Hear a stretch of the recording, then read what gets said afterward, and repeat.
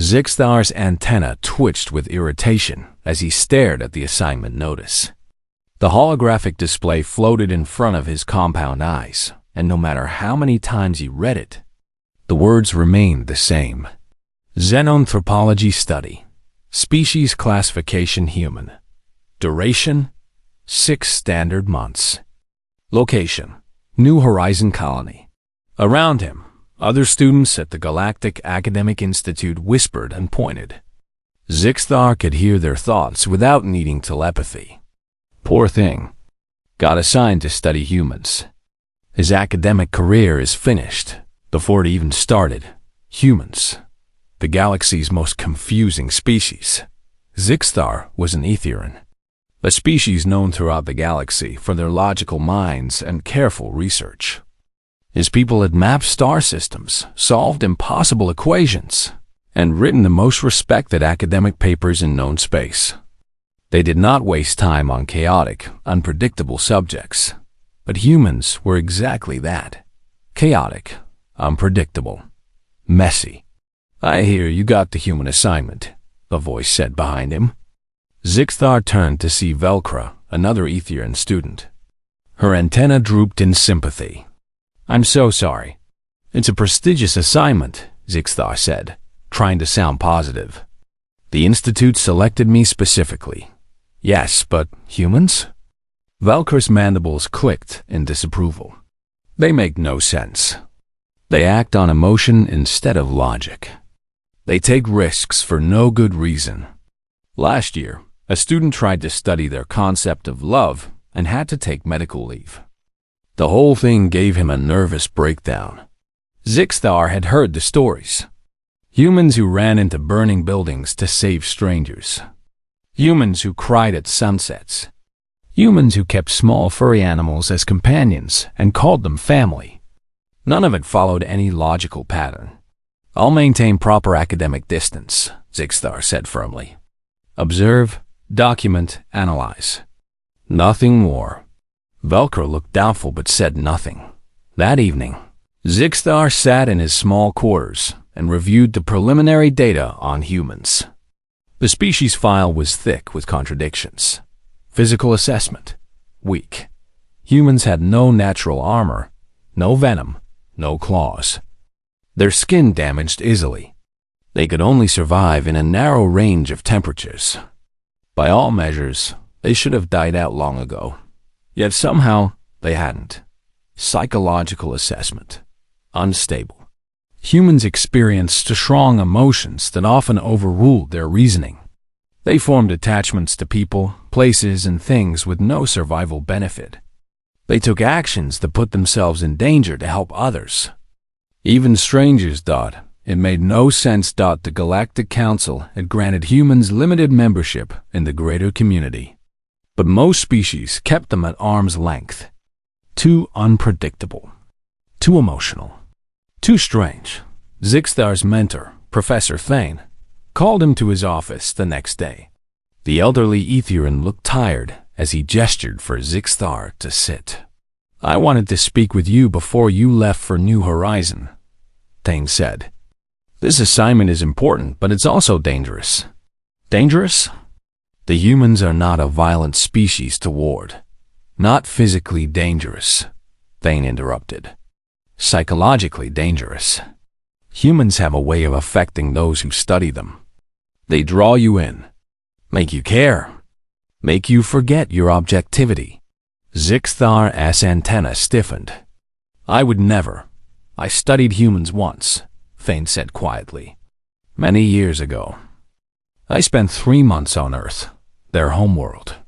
By the end, He paused. I had to leave. I was forgetting who I was. Starting to think like them. Feel like them. What should I do? Maintain distance. Always remember you're an observer, not a participant. Don't let them get close. Don't accept their friendship or their kindness. It's a trap, even if they don't mean it to be. Thane looked directly at Zixthar. Humans are infection, student. They infect you with their illogical ways. Be careful. Be careful. The warning stayed with Zixthar as he packed his research equipment. He boarded the transport ship 3 days later, his belongings minimal and his determination strong. He would study the humans, write his thesis, and return to the Institute with his academic reputation intact. The journey to New Horizon took 2 weeks. Zixthar spent the time reviewing every piece of human data he could find. Their history was violent, but also showed strange moments of cooperation. Their art made no logical sense, but was somehow beautiful. Their music affected emotional centers in ways that mathematics couldn't explain. The more he read, the less he understood. When the transport finally approached New Horizon, Zixthar pressed his face to the viewport. The colony world looked rough and new. Domes dotted the landscape where humans had built their settlements. Mining equipment scarred the surface. It was a frontier world, far from Earth, where humans came to dig valuable minerals from the ground. The transport landed at the main colony dome. As Zixthar gathered his equipment, he felt his antenna twitch with nervousness. This was it. 6 months studying the strangest species in the galaxy. The airlock opened, and Zixthar stepped into the colony. Immediately, he was struck by the noise. Humans were loud.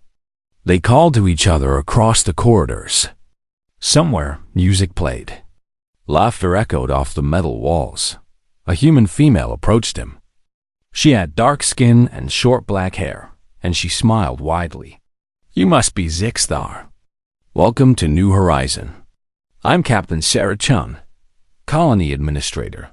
She extended her hand. Zixthar knew this was a human greeting gesture. He touched her hand briefly with his manipulator limb, then pulled back. "Thank you, Captain. I'm here to conduct academic research. We know. We're excited to have you. It's not often we get visited by Aetherian scholars." Her enthusiasm seemed genuine, which puzzled Zixthar. Why would humans be happy about being studied? "I'll try not to interfere with your daily activities," Zixthar said stiffly. Captain Chun laughed. "Interfere? You're welcome to participate. We'll set you up with quarters and workspace, but please, join us for meals, ask questions, make yourself at home." Make himself at home. As if this rough mining colony could ever be home to an Aetherian. But Zixthar simply nodded politely. He would observe. He would document. And in 6 months, he would leave, his research complete and his distance maintained. He had no idea how wrong he was. The first week on New Horizon confused Zixthar more than all his preliminary research combined. Humans were nothing like their data files suggested. Every morning, Captain Chun invited him to breakfast in the common hall. Zixthar tried to refuse, preferring to observe from a distance, but Chun was persistent. "Come on, best way to understand this is to eat with us," she said cheerfully. The common hall was chaos. Humans sat in groups, talking loudly, laughing, sometimes arguing. They shared food from each other's plates. They told stories that seemed to have no point except entertainment. Children ran between tables, while adults called gentle warnings. Zixthar sat in the corner, taking notes on his datapad. Illogical use of resources. Inefficient social structure. Excessive emotional displays. But something nagged at him. Despite the chaos, the humans seemed happy. Dr. Marcus Webb, the colony's xenobiologist, often joined Zixthar for these observations. Webb was a thin human male with gray hair and excited eyes. "What are you writing?" Webb asked one morning. "Behavioral notes. You seem to waste significant time on social bonding activities." Webb laughed. "Waste? These activities keep us sane. Humans aren't meant to be alone, Zixthar. We need each other. Aetherian work groups are more efficient. We focus on tasks, not feelings. And are you happy?" The question stopped Zixthar. Happiness wasn't relevant to efficiency. He said so. Webb just smiled. Maybe that's the difference between us. The miners were particularly confusing. They worked in dangerous conditions, digging deep into New Horizons' crust for valuable minerals. Logic suggested they should take the safest, slowest approach. Instead, they took risks.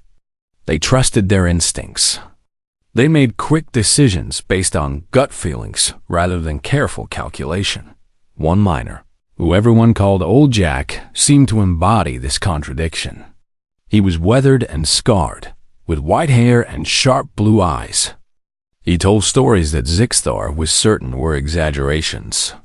"I once saw a human ship hold together with duct tape and prayers," Jack said one evening. "Engineers swore the math said it couldn't fly. Flew it anyway. Made it home." Zixthar's antenna twitched in disbelief. "That's impossible. The structural integrity would—" "I was on that ship, bug friend. Sometimes what's impossible don't matter to humans. We do it anyway." Zixthar marked the story as folklore in his notes. Clearly an exaggeration meant to impress. 3 weeks into his research, Zixthar was beginning to form his thesis. Humans survived despite their illogical nature, not because of it. They were lucky. Nothing more done. Then everything changed. The alarm started at 0300 hours. Zixthar jerked awake in his quarters as red lights flashed and a harsh siren wailed. His communicator crackled to life. Captain Chen's voice, tense but controlled. "All personnel, this is not a drill. We've received a distress call from Research Station Theta 9. Unknown hostile forces attacking. All available ships prepare for emergency response." Zixthar's heart raced. He wasn't a responder. He was a researcher. But curiosity drove him to the command center. The room was organized chaos. Humans moved quickly, calling out information, coordinating responses. Captain Chun stood at the center, watching multiple screens. "Status?" She barked. "Station Theta 9 under heavy attack," someone reported. "Unknown species. They're calling themselves the Varex Swarm. Theta 9 shields are failing. How long until the Galactic Fleet arrives?" 48 hours minimum." Chen's jaw tightened. "The station won't last that long. Prep all rescue shuttles. We're going in." "Captain, we're a mining colony. We're not equipped for military. We're all they've got. Move." Zixthar watched in amazement. This was illogical. New Horizon had limited resources and no military training. Going to help meant putting themselves at risk. The logical choice was to wait for proper authorities. But humans, Zixthar was learning, rarely made the logical choice.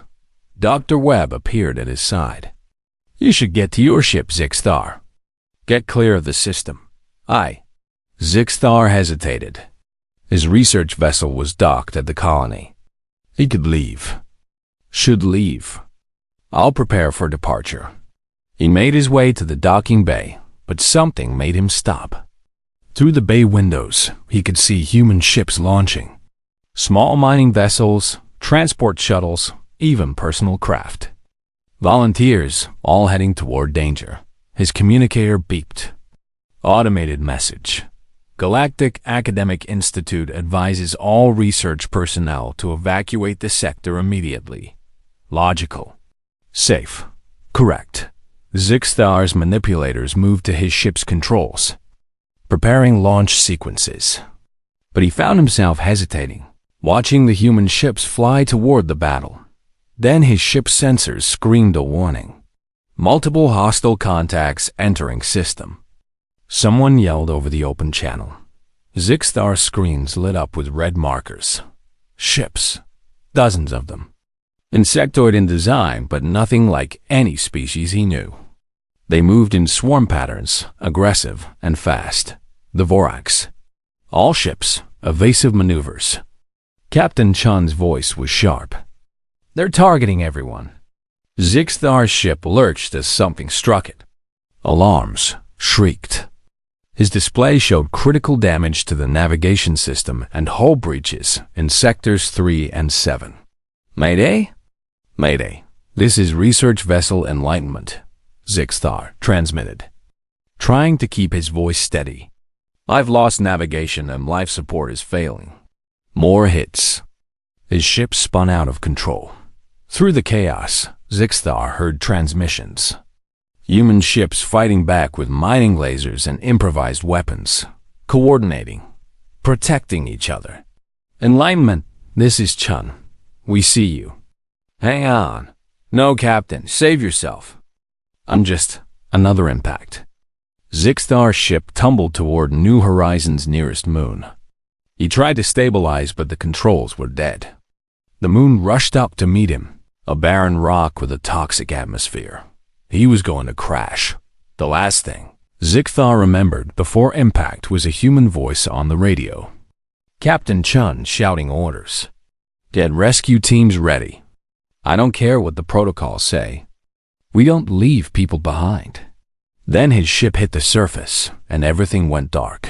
When Zixthar regained consciousness, his head throbbed and his breathing hurt. Emergency lights flickered in the ruined cockpit. His ship was buried in gray sand, tilted at a sharp angle. He checked his suit's display. Atmospheric toxicity, extreme. Hull breaches, multiple. Life support, 72 hours remaining. 3 days of air. Zixthar activated his emergency beacon and tried to assess his injuries. One leg was broken. His carapace had cracks. Every movement brought pain. He was alone on a hostile moon, injured, with no way to communicate beyond the beacon's simple signal. The logical part of his brain calculated survival odds, less than 5%. But then he remembered Captain Chun's words. We don't leave people behind. Would they really come? For him, an alien researcher they barely knew? Logic said no. But humans, he was learning, didn't always follow logic. Zixthar settled into wait, watching his air supply slowly tick down, and wondered if he would live long enough to finish his research on the strangest species in the galaxy. 68 hours of air remaining. Zixthar had stopped trying to move. Every shift sent pain through his broken leg and cracked carapace. He sat in the ruined cockpit, watching the toxic atmosphere swirl outside through the cracked viewport. He should be dead already. The crash should have killed him. But ether and physiology was resilient, and his ship's emergency systems had held just long enough. Now, he waited. For rescue. For death. He wasn't sure which would come first. To stay conscious, he reviewed his research notes on his datapad. Reading about human behavior seemed darkly ironic now. All those observations about their illogical actions, their emotional decisions, their tendency to help others at personal cost. He had written those notes with academic detachment, never thinking he would be the one needing help. 56 hours of air. Zixthar's broken leg had swollen. His medical training was limited, but he knew the signs of internal damage. Even if rescued, he might not survive the journey back. The datapad's battery was dying, but he couldn't stop reading. Human section. Rescue operations. He had documented several instances where humans mounted dangerous rescue missions for people they barely knew. He had noted it as inefficient allocation of resources. Now those words seemed cruel. His communicator crackled with static. He had been picking up faint transmissions for hours. Couldn't understand most of them through the interference, but he recognized human voices. They were out there, searching. For him. 42 hours of air. Hallucinations started. Zixthar saw his mentor, Professor Thane, standing in the corner of the cockpit. I told you humans were dangerous, the hallucination said. Look where studying them has gotten you. You told me not to let them get close, Zixthar whispered. But I kept my distance. I observed. I stayed professional. And you're still going to die because of them. Zixthar wanted to argue, but his thoughts were getting fuzzy. The toxic atmosphere was seeping through the hull breaches. His air was contaminated. 20-8 hours of air. No, 28 hours of breathable air. He'd be unconscious long before then. The communicator crackled again. This time, he heard words. Hostile contacts, hold position, not leaving without. Zixthar tried to respond, but his voice was too weak. The transmitter was damaged anyway.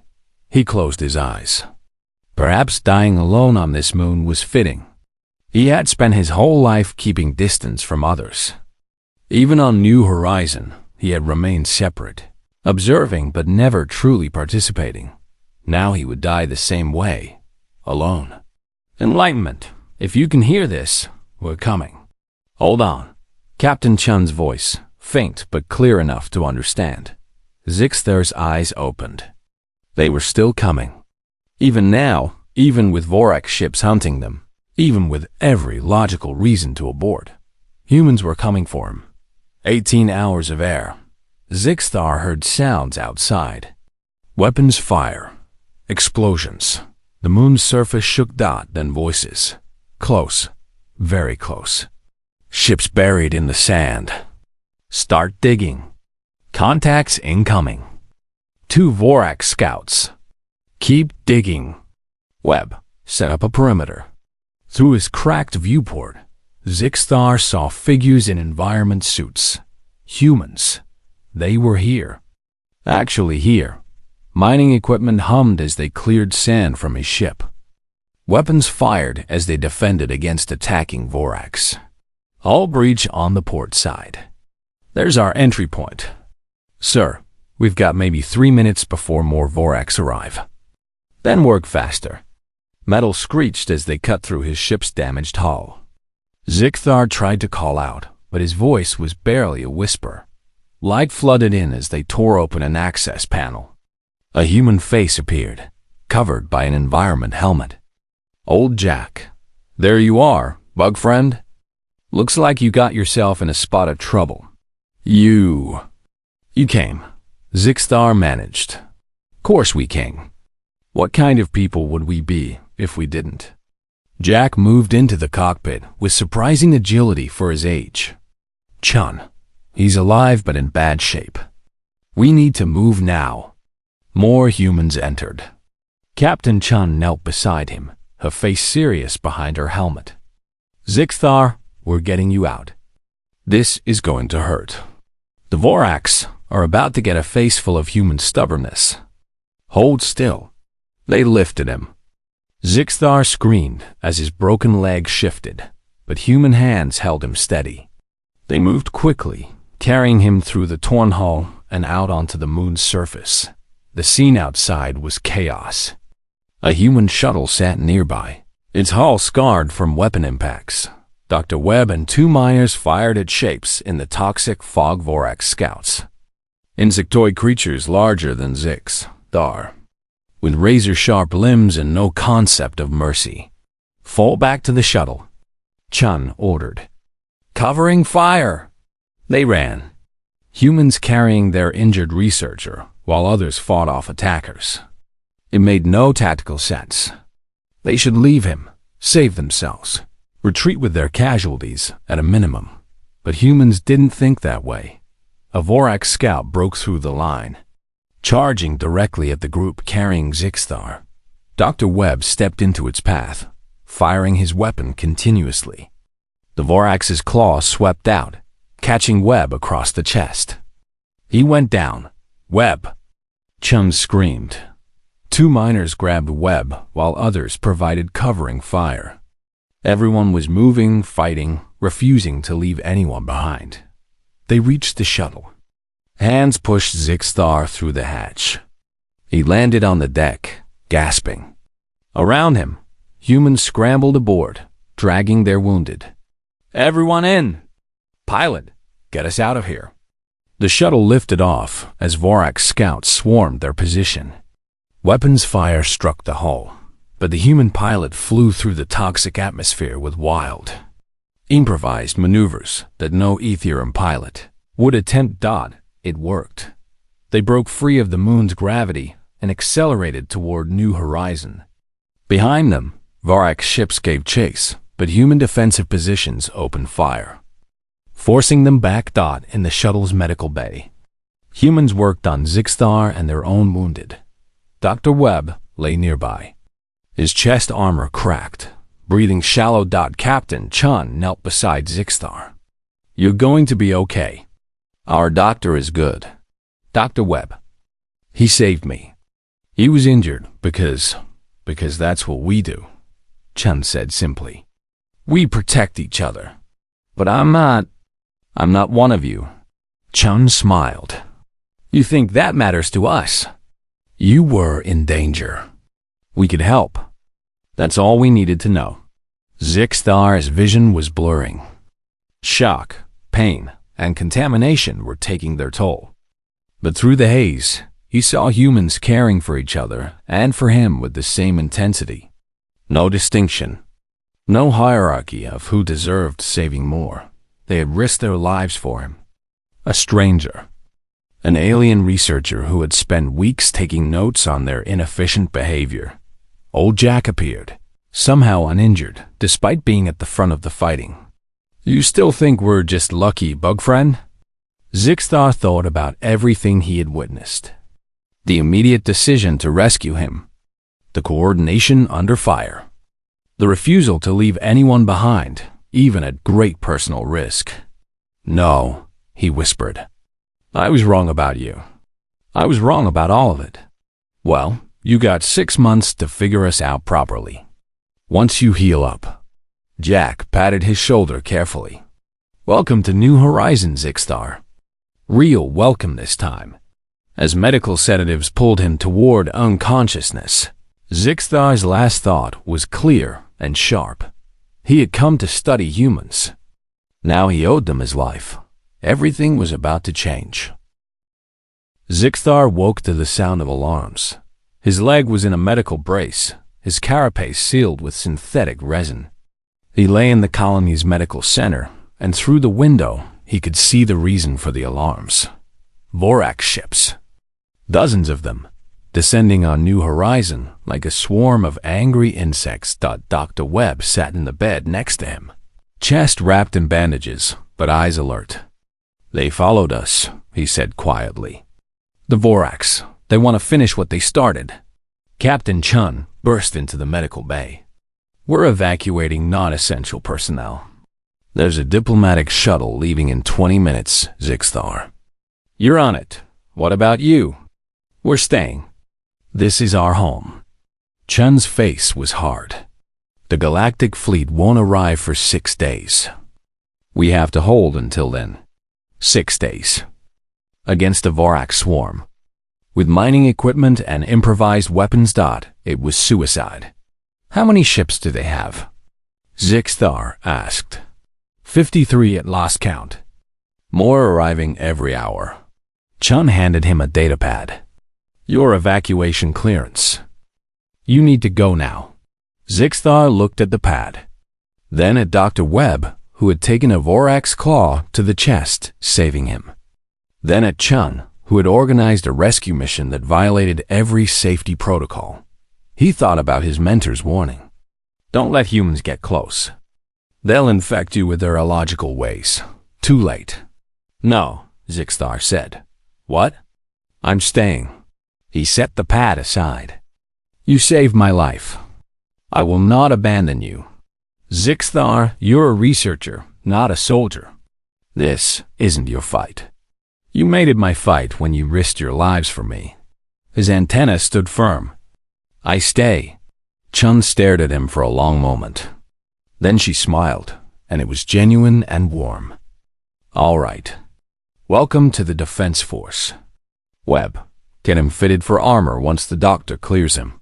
The next 3 days were brutal. The Voraks attacked in waves.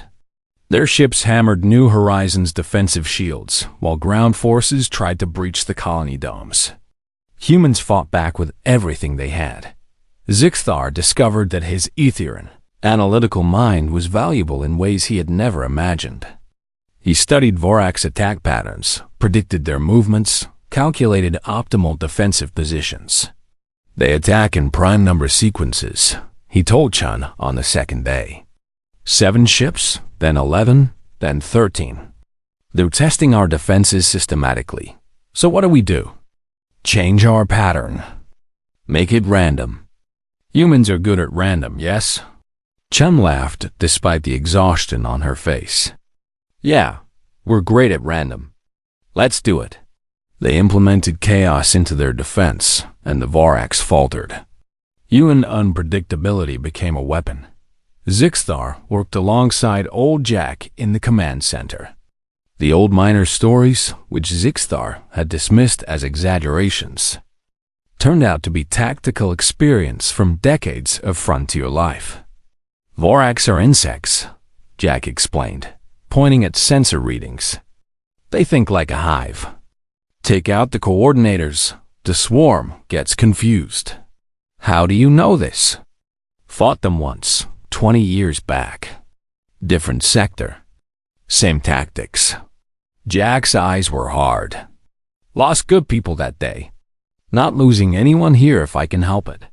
Together, they identified the coordinator ships and directed fire toward them. It worked. When coordinators fell, the swarm hesitated, giving humans precious seconds to regroup. But the casualties mounted. The colony's doctor worked around the clock. Food rations were cut. Power was diverted from non-essential systems. Everyone was exhausted. On the third night, Zixthar sat in the common hall with other defenders during a brief lull in attacks.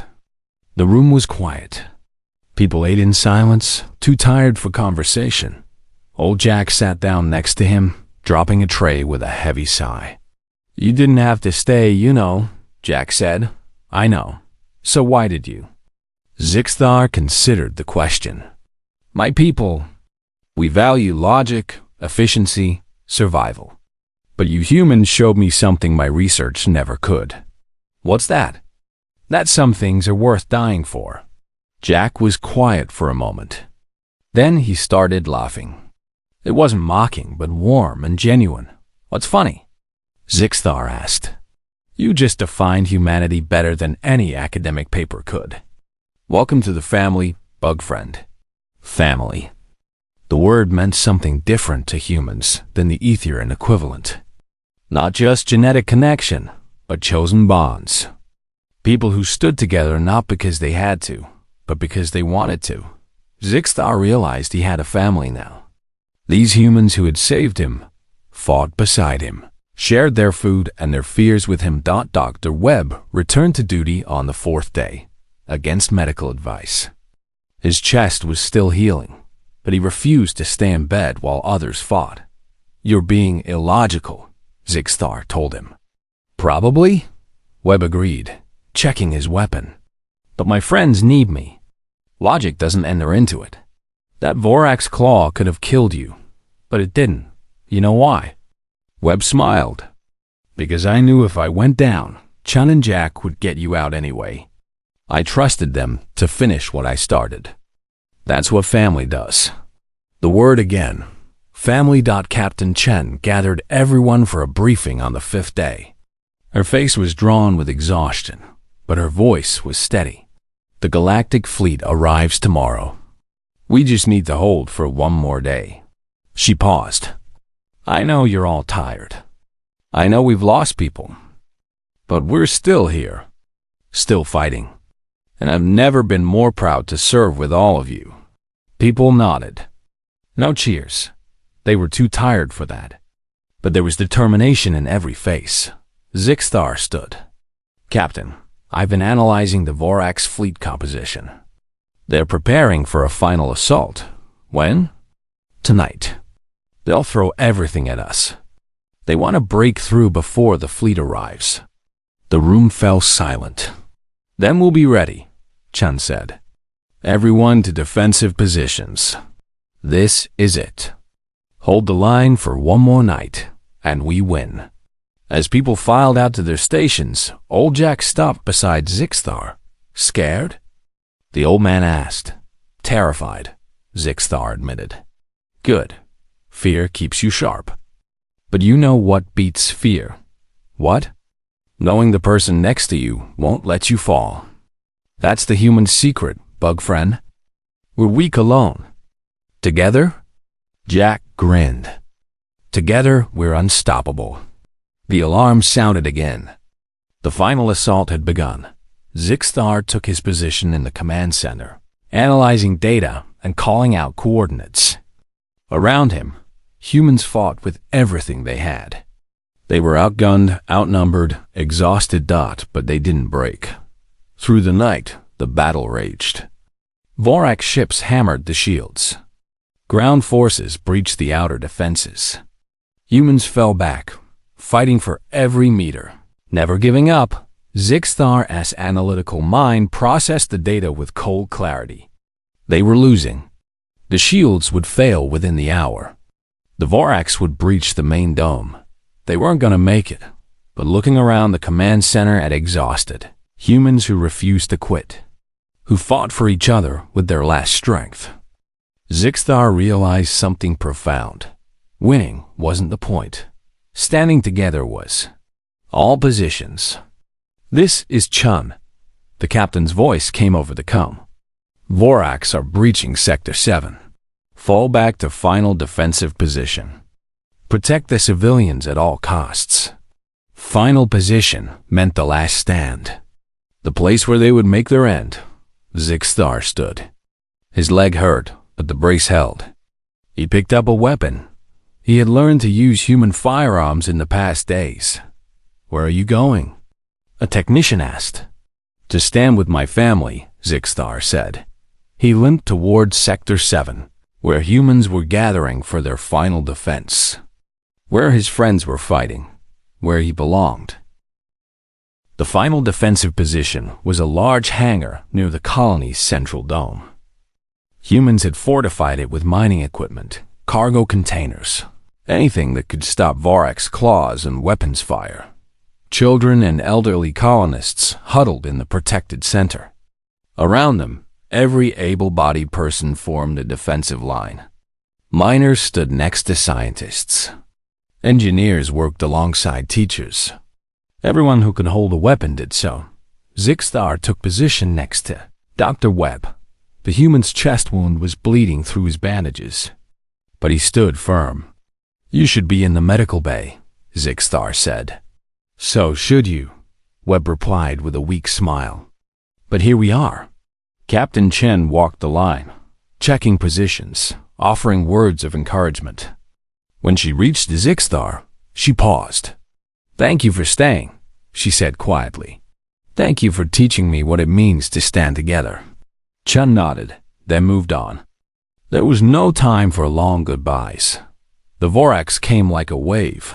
They poured through the breached walls, their chitinous bodies reflecting emergency lights. Hundreds of them, maybe thousands. The sensors couldn't count anymore. Hold the line, Chun shouted. Humans opened fire. The noise was deafening. Vorax fell, but more took their places. They kept coming, relentless as a flood. Zixthar fired his weapon, his analytical mind calculating trajectories and weak points. He had studied Vorax anatomy during the siege. He knew where to aim. A Vorax broke through the line, heading for the civilians. Old Jack stepped into its path. Not today, Bug Ugly. Jack's weapon clicked empty. The Vorax raised its claw. Without thinking, Zixthar threw himself forward, knocking Jack aside. The claw caught Zixthar instead, tearing through his armor and into his side. Pain exploded through him, but he fired point-blank into the Vorax's head. It fell. Zixthar! Webb was at his side. You're hit. So are you, Zixthar gasped. We're even now. Jack laughed despite everything. Crazy bug. You're more human than some humans I know. The line was collapsing. Too many Vorax, not enough defenders. People fell back toward the civilians, forming tighter circles. This was the end. Zixthar's communicator was still active, connected to emergency channels. On impulse, He switched to the Galactic Academic Network's emergency frequency. It broadcast across light years, monitored by every major institution. His manipulators were clumsy with pain, but he managed to activate recording mode.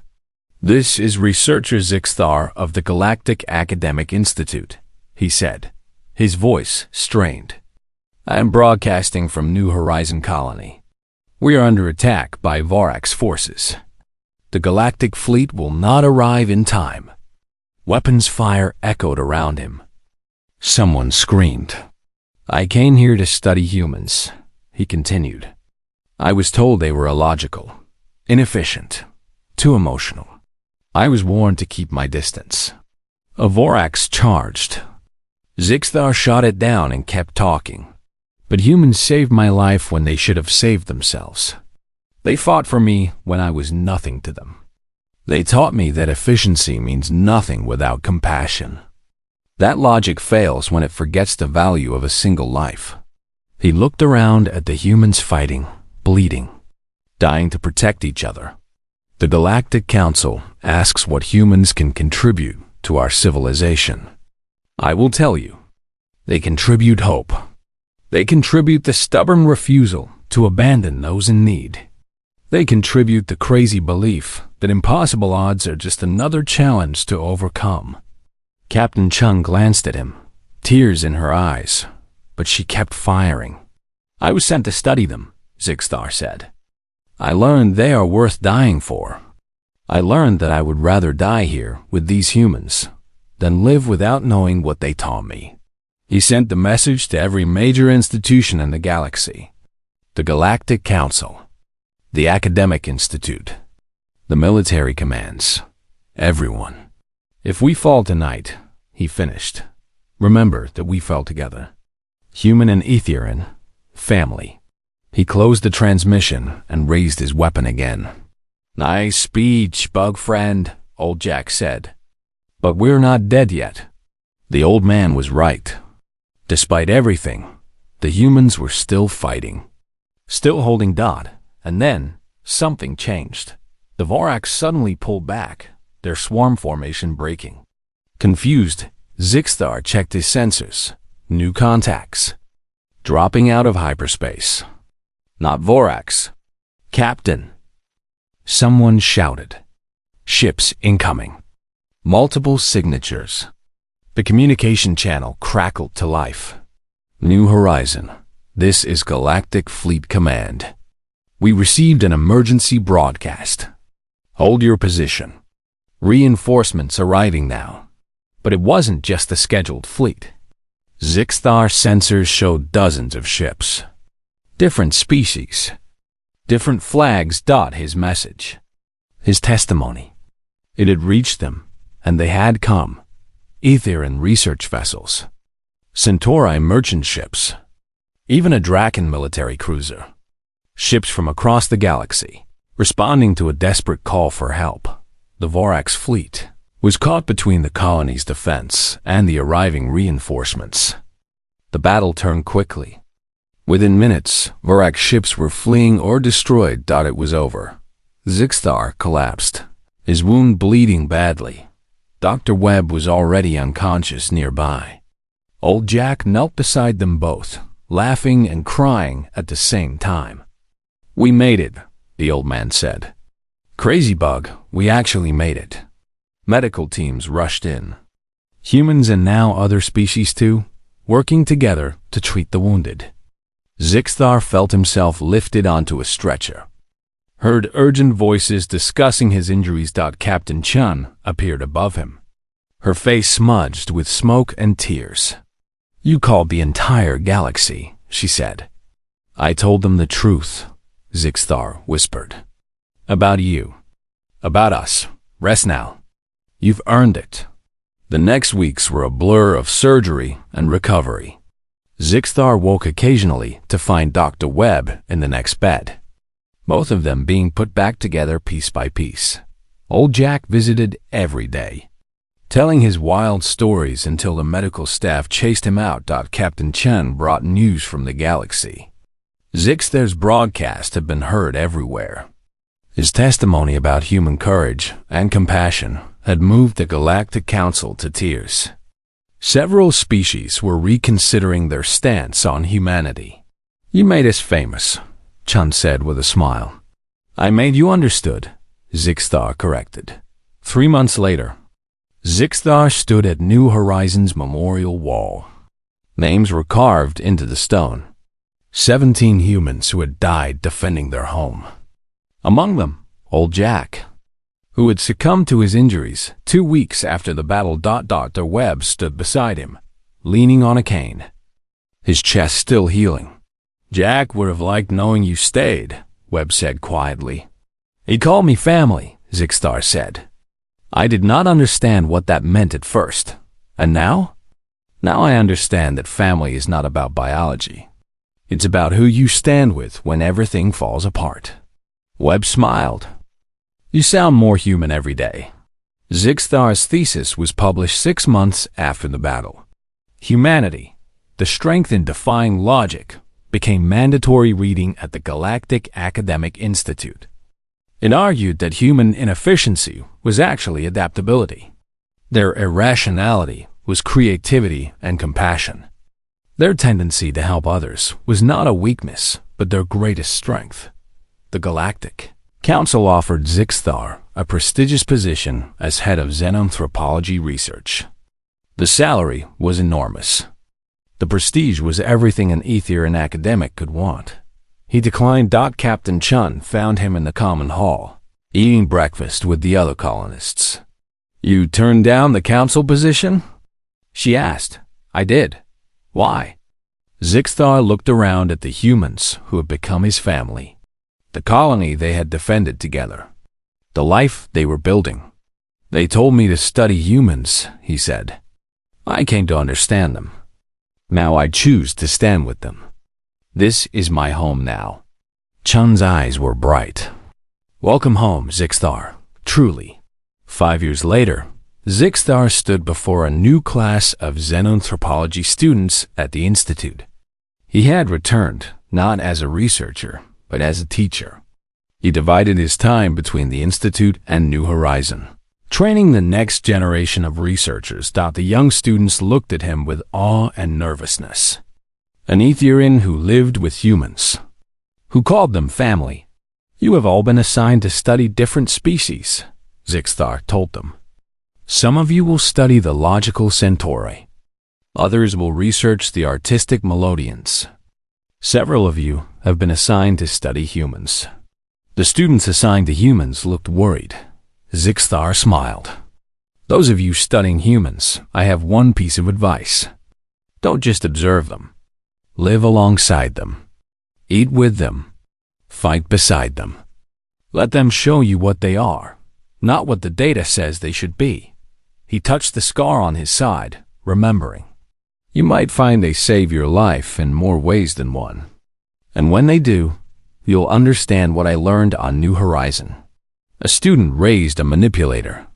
"What's that, Professor?" Zixtar looked at the memorial photo on his desk. Captain Chen, Dr. Webb, Old Jack, and himself, taken 1 week before the battle. All of them smiling. All of them together. That the best research comes from the heart, not the head. And that sometimes the strangest species in the galaxy can teach you what it truly means to be alive. The students were silent, absorbing his words. "Now," Zixtar said, "let me tell you about the time humans saved my life with nothing but mining equipment, bad jokes, and the stubborn refusal to leave anyone behind." And he began to teach them about humanity, not as an academic subject, but as a lived truth, because that was what Old Jack would have wanted. That was what family meant.